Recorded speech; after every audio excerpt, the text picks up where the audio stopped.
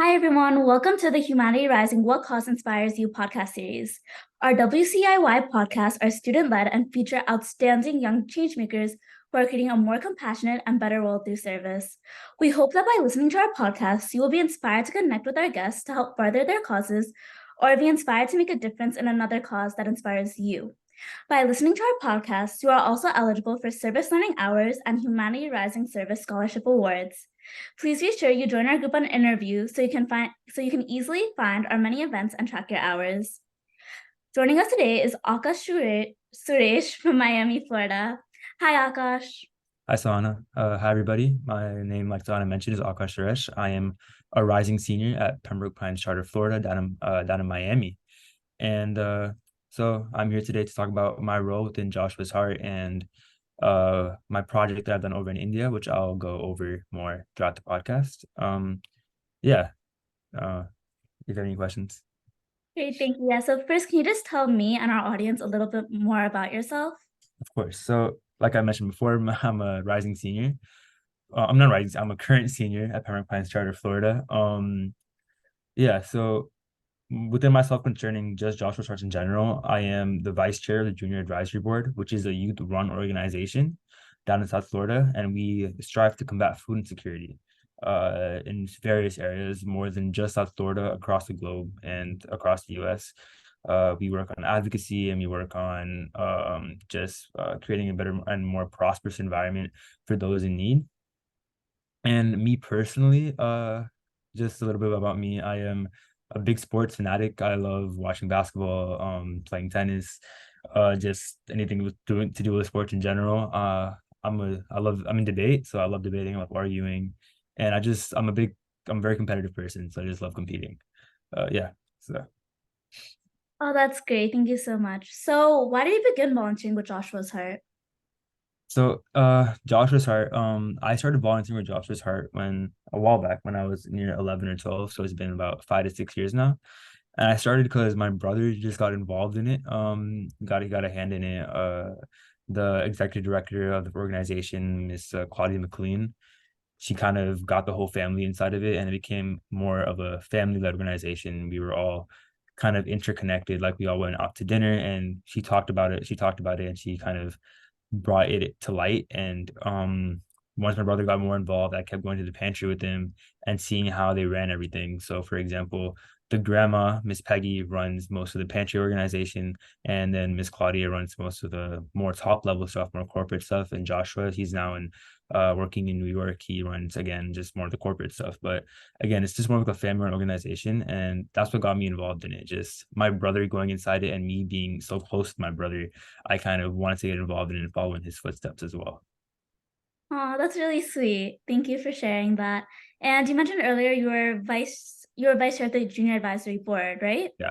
So what have you learned while serving in that position? So I've been vice chair for about 2 to 3 years now. Within that position specifically, I've learned a lot about leadership. Specifically, like, for example, during Thanksgiving mobile food drives, which we hold every year down in again South Florida. It's very hectic. We have nearly like 1,000 people come down with to hand out turkeys, a lot of food, and with a handful of volunteers, it gets kind of hectic giving everyone their own separate jobs and having everyone fulfill their own duty. So here and there, I've learned a lot about leadership. I've learned a lot about collaboration and just empowerment. And more on that, I've learned a lot about advocacy as well, just advocating uh, for example, like the Farm Bill and Child Tax Credit, which Joshua Hart worked in concordance with Bread for the World, which as I am vice chair, I've had a big hand in working with these interconnected organizations and kind of pushing these ideologies and these bills. And more than that, we've kind of restructured Joshua's Heart into this thing called like JHF 2.0, where we're a lot more online and trying to spread out more globally. So within that, I've learned a lot about corporate leadership and a lot about business and connecting relations, keeping up like relations with a lot of partners, a lot of sponsors. For example, Pepsi and Taco Bell. We've had a lot of relationships with them, and me going on calls with them, being able to talk with them, I've improved my public speaking, again, my leadership, and just my work with others. That's really great. It sounds like you've really been able to make a difference in Joshua's heart, which is what we always look for. And how can other students also get involved with Joshua's Heart Foundation? So within Joshua's Heart, you can visit our website, joshuasheart.org, as well as our Instagram. And you guys can reach out to any of us, email us, and we'll send you out an application. An application, it's just again a standard application, get a recommendation, fill it out. And from there, we'll look at your application, accept or deny you, and then we'll get you more immersed in the volunteer organization. So if you guys are like global or not locally in Miami, then you guys can volunteer in your like local food shelters or maybe start or your own pantry in that area. We'll provide you with the necessary resources, and from there we'll integrate you into the junior advisory board, which is again really online, and you can see how we handle all this corporate management again with these relationships with Pepsi, Publix, Costco, for example, and just yeah. So again, just visit our website and our socials. Great, I'm sure many of our viewers will do that. And earlier you mentioned you volunteered in India. Can you share a little bit more about that? Yeah, so this again, this started as a family project. It started in about eighth to ninth grade. My brother wanted to do it first. So it's this school in India called Montfort Community Development Society.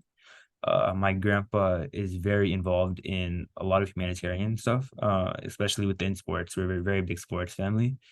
So he got involved with this with a reverend named Brother Joseph in Chennai, India, which is down in Southeast India, so in the subcontinent, on the southeast subcontinent near a city called Chennai. And within here, it's like called like the slums of India. I mean, slums of Chennai because it was built as a haven for those that were affected in the tsunami and didn't have a lot of housing.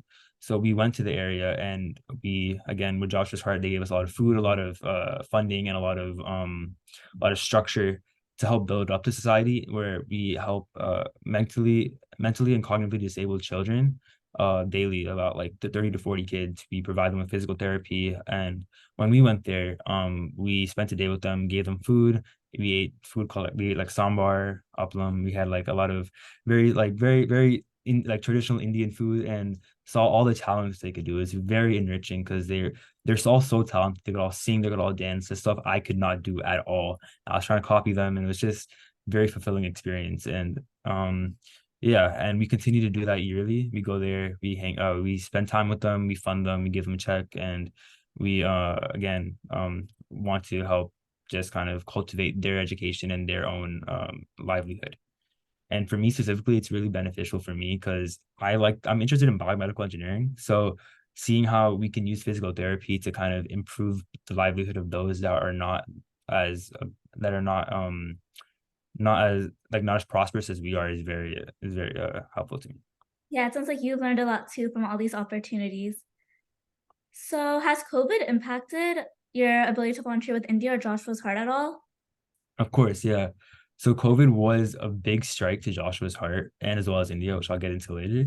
But within specifically for Joshua's Heart, we kind of had to close down the pantry because again, A, we had no contact, and B, we couldn't get a lot of funding and a lot of resources from a lot of these corporations. So we had to stay mainly online with a lot of the stuff we were doing, the junior advisory board as well as Joshua's Heart Foundation. So with all these volunteers, they're unable to come to the pantry for a good 6 to 7 months. So we weren't able to recruit a lot of kids. We weren't able to get a lot of people more involved in the organization. Like for example, before COVID, we had nearly 100 junior advisory board members, which are youth volunteers that help to run the organization. And now it's only around 20. So we're trying to get that number back up. So again, as we mentioned before, again, go to the socials, reach out. We want more volunteers. We want to help out more. So yeah, it affected that volunteer number a lot. We weren't able to kind of have the same kind of dedication from a lot of members because A, they were either scared to come to the pantry because of COVID, or B, they just didn't have the time because they had a lot of family issues, or just COVID just took up a lot of their time. So it stopped the progression of where we were going. But we're gonna be built it back up, and it's kind of it's reaching its own prestige now. I think I could say. But so to a point, it was kind of a good thing. We kind of saw how we can improve Joshua's Heart, especially like I mentioned before, this JHF 2.0, like we're kind of restructuring and repurposing the whole organization to make it better and more available to a lot of members.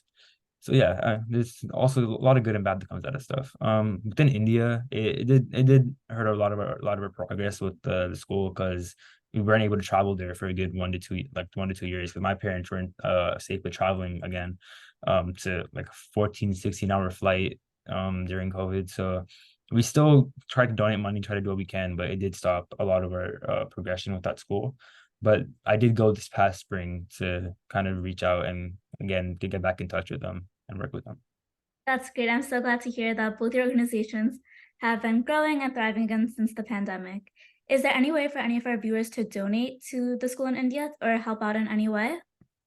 Yeah, there should be a Facebook page, or you guys can reach out to me and I'll direct it towards them. My email is akashsuresh2006@gmail.com.